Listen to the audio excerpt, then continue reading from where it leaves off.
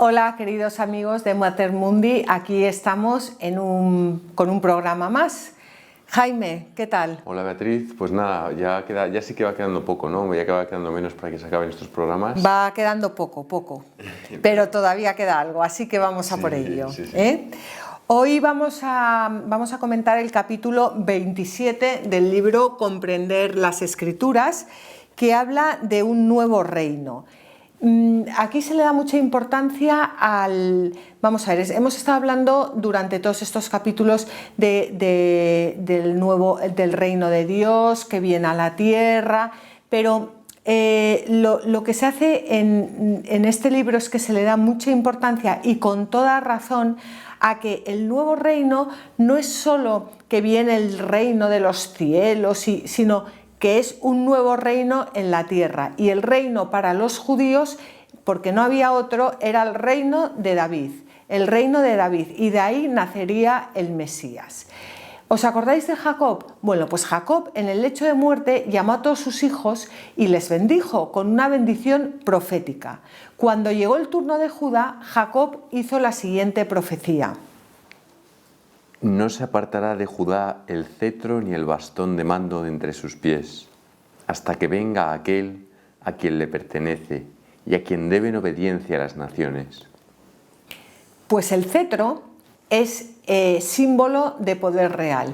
Y lo que está prometiendo Jacob es que el cetro permanecería con Judá hasta el día en que llegase uno de sus descendientes a quien le perteneciera ese cetro, por supuesto, y a quien iban a obedecer todas las naciones. Repetimos, que ese cetro estaría en Judá hasta que llegara un descendiente, o sea, una persona perteneciente a Judá, dueño de ese cetro, a quien obedecerían todas las naciones. Bueno, pues fijaos, el rey David era de la tribu de Judá, por lo cual ese cetro permaneció en Judá hasta que llegó el rey David. Pero la profecía no iba solo para el rey David, porque Jesús también era de la tribu de Judá. Jesús, como dice Mateo, hijo de David y por tanto heredero del trono de David. Es que esto es muy importante, quizás para nosotros no tenga tanta importancia, pero para los que habéis estado profundizando en el Antiguo Testamento lo entenderáis. Cuando el ángel Gabriel anunció a María que daría a luz un niño, ¿qué le dijo exactamente? Le dijo exactamente quién sería ese niño. Será grande y será llamado Hijo del Altísimo. El Señor Dios le dará el trono de David, su padre. Reinará eternamente sobre la casa de Jacob, y su reino no tendrá fin. Bueno, os dais cuenta que la Virgen María sabía perfectamente de lo que estaba hablando el arcángel Gabriel. Dios había prometido a David que después de él suscitaría de su linaje a alguien que reinaría para siempre. ¿Y qué hace el arcángel Gabriel? El arcángel Gabriel hace un resumen perfecto de la alianza davídica.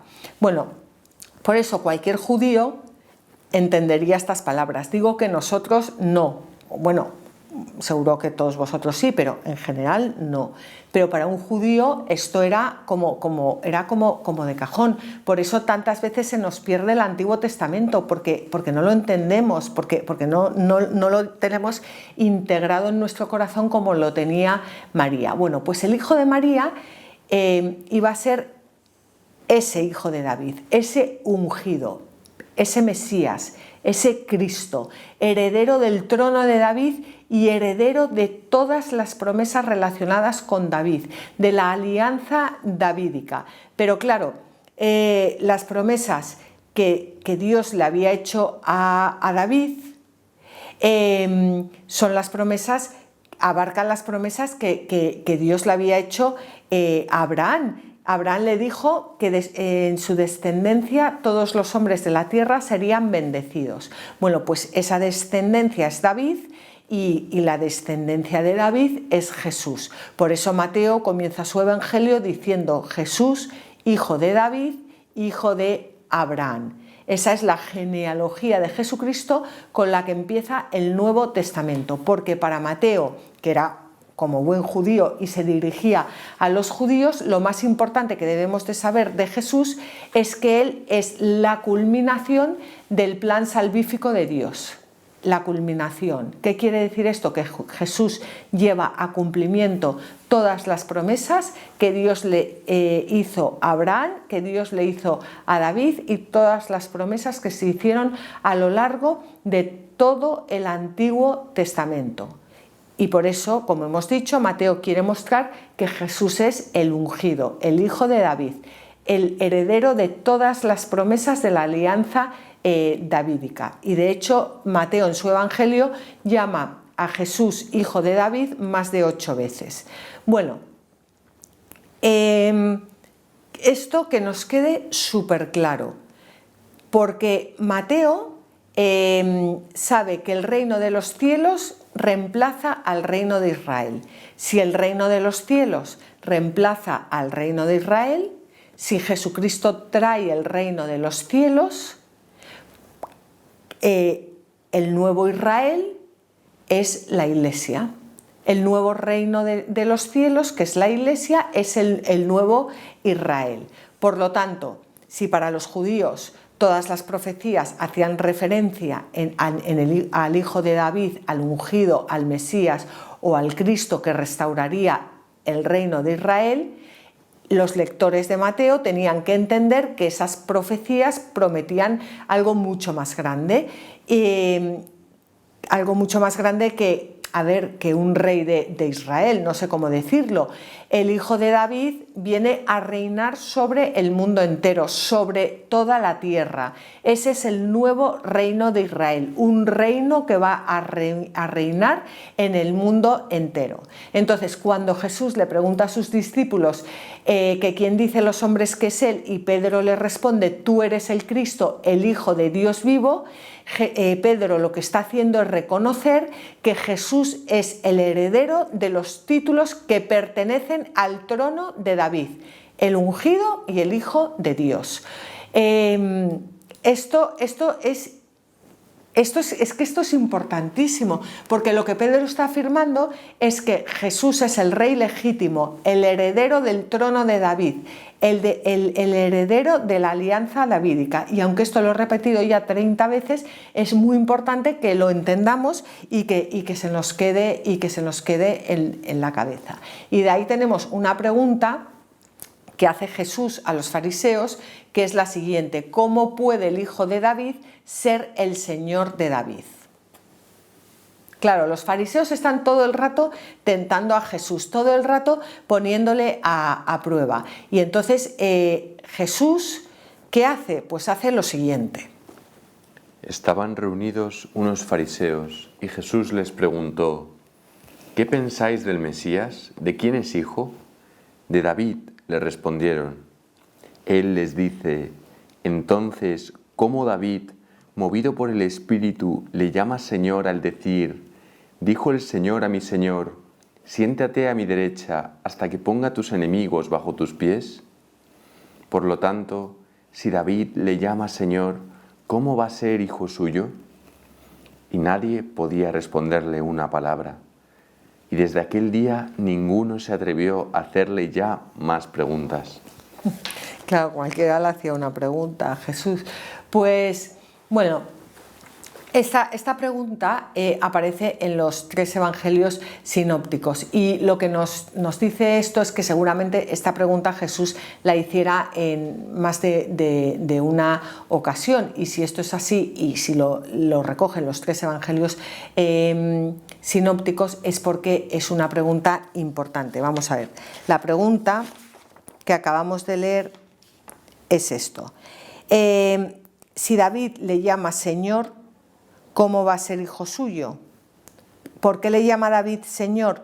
Porque David dice en el Salmo: dijo el Señor a mi Señor, siéntate a mi derecha hasta que ponga a tus enemigos bajo tus pies. Entonces Jesús les dice: si David en el Salmo le llama Señor, ¿cómo va a ser hijo suyo? ¿Cómo vas a llamar Señor a tu hijo? Bueno, pues la respuesta a esta pregunta no la encontramos en ninguno de los evangelios, aunque sí que se hizo la pregunta en los 3 evangelios sinópticos. Incluso los 12 no pudieron responder obviamente a esta pregunta. ¿Por qué? Porque esta pregunta solo se puede responder tras la muerte y la resurrección de Jesús. Precisamente el día de Pentecostés fue Pedro quien, inspirado por el Espíritu Santo, pronunció ese discurso tan famoso que respondía a la pregunta de Jesús. Ese discurso de Pedro lo encontramos en los Hechos de los Apóstoles. Vamos a ver, tenemos, para ponernos en situación, los oyentes en ese momento eran judíos, dice la Biblia, de todas las naciones que hay bajo el cielo, y habían ido a Jerusalén para celebrar la Pascua. Cuando escucharon a los apóstoles, pensaron que los apóstoles estaban completamente borrachos, porque los apóstoles estaban hablando en todas las lenguas. Pero bueno, qué maravilla que estés borracho y que puedas hablar tantos idiomas, pero bueno, eso es lo que pensaron. Y claro, ¿a quién se estaba dirigiendo Pedro? Pedro se estaba dirigiendo a todos estos judíos que, aparte de pensar que Pedro estaba borracho, es que además muchos de ellos, o la mayoría de ellos, eran los que le habían dicho a Pilato que crucificase a Jesús. Entonces, Pedro tenía que superar la hostilidad de todos esos hombres, y esos hombres conocían las Escrituras, y entonces Pedro lo que tenía que hacer era mostrarle que todo lo que ellos conocían de las Escrituras se había cumplido en Jesús, en el mismo Jesús al que ellos gritaron: crucifícale, crucifícale. Bueno, pues vamos a ir viendo punto por punto el sermón de Pedro. Pedro empieza explicando lo que la gente ve en ese momento. ¿Qué ve la gente en ese momento? Que piensa que están borrachos. No están viendo que estén borrachos, están viendo la venida del Espíritu Santo predicho por el profeta Noel. Judíos y habitantes todos de Jerusalén, entended bien esto y escuchad atentamente mis palabras. Estos no están borrachos, como suponéis vosotros, pues es la hora tercia del día, sino que está ocurriendo lo que se dijo por el profeta Joel. Sucederá en los últimos días, dice Dios, que derramaré mi espíritu sobre toda carne, y profetizarán vuestros hijos y vuestras hijas, y vuestros jóvenes tendrán visiones, y vuestros ancianos soñarán sueños. Y sobre mis siervos derramaré mi espíritu en aquellos días, y profetizarán.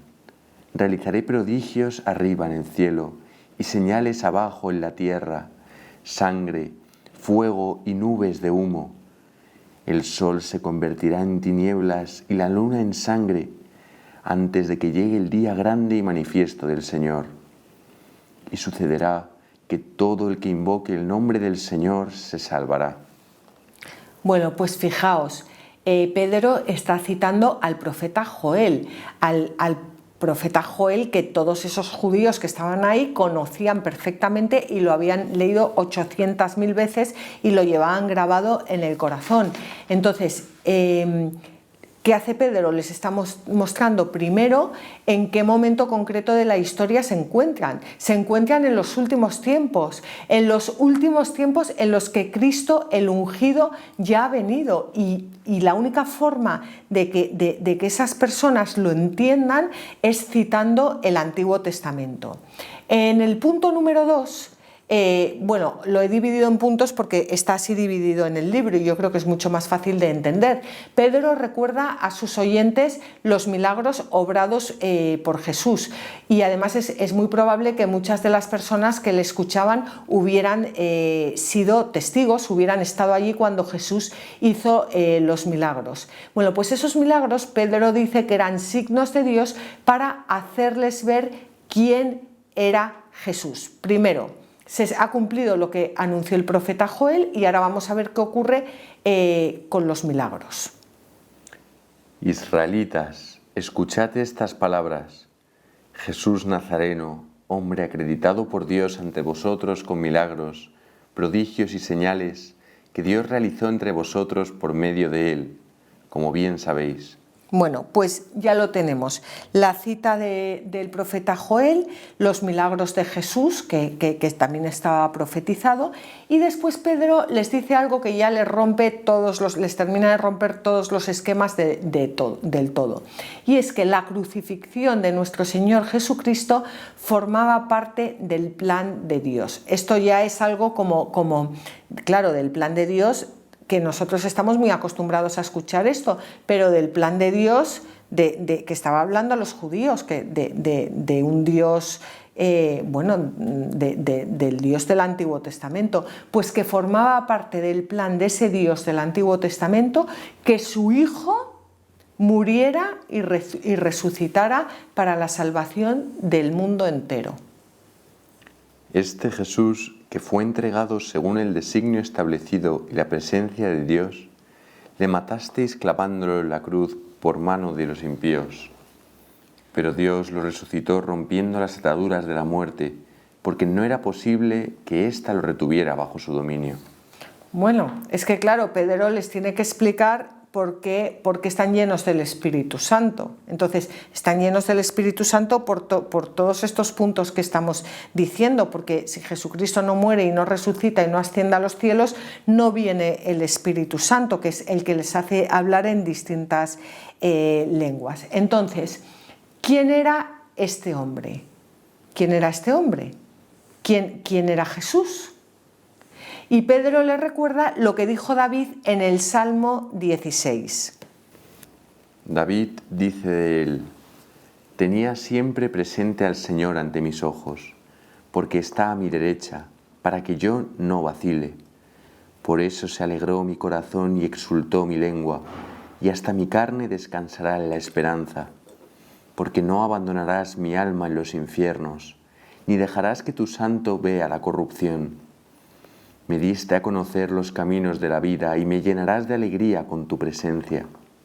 Hermanos, permitidme que os diga con claridad que el patriarca David murió y fue sepultado, y su sepulcro se conserva entre nosotros hasta el día de hoy.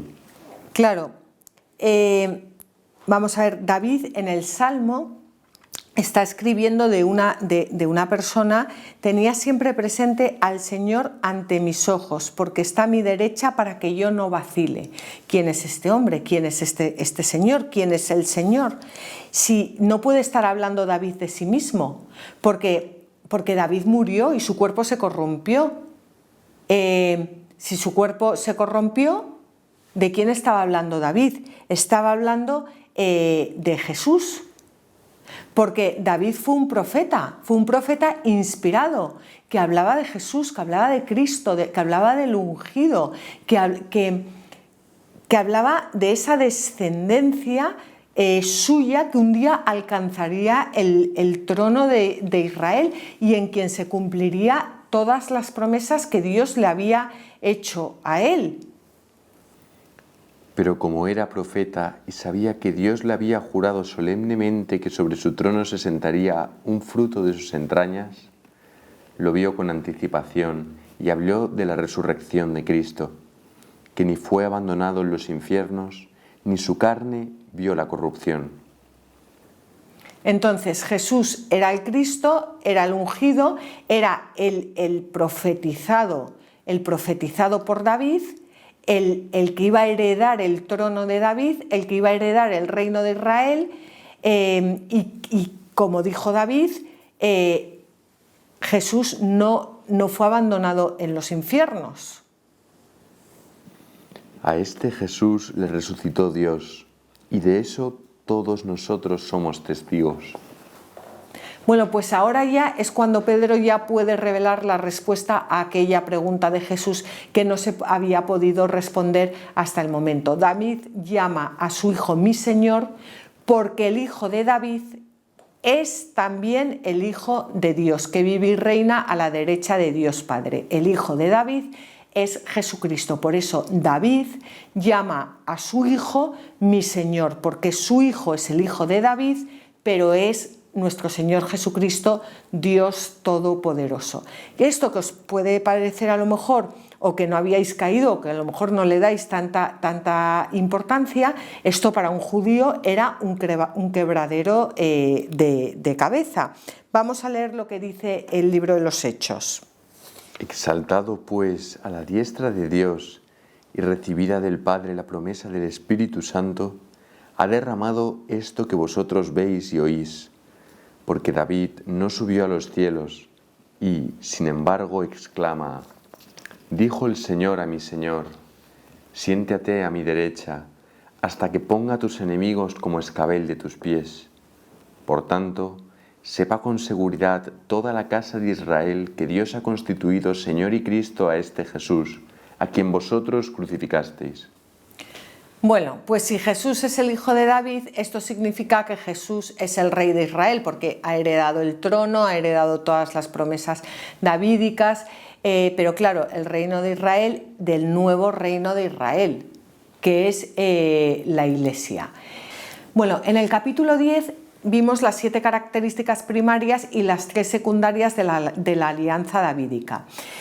Yo os aconsejo que os las leáis y que una vez que os las hayáis leído o que las refresquéis, que vengáis aquí a la página 480 de este libro de Comprender las Escrituras y que las meditéis, porque aquí ya no hay mucho que explicar, o sea, que las meditéis porque o sea, esto lo que hace ya es la guindilla del programa que hemos visto. Es precioso porque es ver cómo toda la alianza davídica, todas las promesas hechas a David culminan en Cristo. Y hay 3 promesas, las 3 características secundarias que bueno, a mí me encantan. Quizás porque las 7 primeras lo hemos estado viendo más a lo largo de todos los capítulos, pero las 3 secundarias, una habla de la Reina Madre, que culmina en la Virgen María, la otra habla del primer ministro, que es el que tiene las llaves del reino, que culmina en Pedro y sus sucesores, y la última, que es una maravilla, habla de la ofrenda de gracias, del sacrificio de acción de gracias. Bueno, esto es una preciosidad porque culmina, por supuesto, en la Eucaristía. Y esto os aconsejo que os lo leáis y que lo meditéis, porque es una preciosidad y porque nos abre mucho la mente y nos abre mucho el corazón para que podamos acoger las Escrituras y para que podamos vibrar con nuestro Señor Jesucristo como culminación de todo el plan de salvación de Dios. No sé si tú quieres comentar algo, Jaime. Bueno, Beatriz, lo primero, muchísimas gracias por el programa. Me ha sorprendido mucho cómo iba encajando todo perfectamente y luego que también pienso que el que leyese en el primer versículo de Mateo que David era, o sea, que Jesucristo era hijo de David, hijo de Abraham, debía de pegar un bote del asiento. Claro, es que todo eso nosotros lo hemos perdido con el tiempo y con la falta de estudio bíblico y tal, pero es que esto, por eso Scott Hahn en este libro que te dedica un capítulo entero a mostrarte que Jesús es el hijo de David. Es que eso tiene mucha importancia a lo largo del Antiguo Testamento y a lo largo del Nuevo, porque no hay que olvidar que Jesús era judío, que algunos apóstoles que escribieron eran que algunos evangelistas eran judíos y que aquí no se rompe nada, que es que todo va en continuidad y eso es súper importante. Entonces, claro, que el primer versículo del primer evangelio del Nuevo Testamento te diga Jesús, hijo de David, hijo de Abraham, es que ya de eso puedes hacer una tesis doctoral. Qué barbaridad. Entonces es muy importante encajar todo eso y ahí te encaja muy bien lo que hemos dicho, bueno, te encaja muy bien todas las promesas davídicas, pero te encaja muy bien lo que hemos dicho, que no nos ha dado tiempo a desarrollarlo, pero que se lo dejamos a nuestros oyentes que lo hagan, te encaja muchísimo. ¿Quién es exactamente la Virgen María? ¿Quién es exactamente Pedro? ¿Y de dónde nace la Eucaristía? O sea, que no es que Jesús en un momento dado dijo, ¡ay, voy a celebrar una última cena! No, no, es que esto viene con una tradición pues de todos los siglos. Es interesantísimo y es impresionante. Bueno, pues muchísimas gracias a todos y nada, nos vemos en el próximo capítulo.